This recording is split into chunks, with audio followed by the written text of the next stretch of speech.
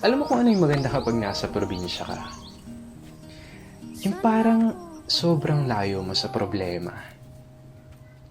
Yung manghuni ng ibon, sariwang hangin, na kahit sobrang bigat ng pakiramdam mo, kapag naranasan mo tong mga to, biglang mawawala na lang. Yung magagandang tanawin, tapos yung palaya na ginawa niyong palaruan ng mga kaibigan mo. Sarap talagang mumuhay sa probinsya, no? Yung para talagang napakalayo mo sa problema. Yung parang napakalayo mo sa malupit na sistema ng mundo.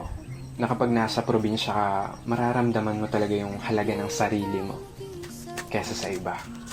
At mapapasabi ka na lang na there's no place like home or like probinsya. At ikaw na nanonood nito ngayon, masaya ako at naparamdam ko sa'yo ang pamumuhay sa isang probinsya.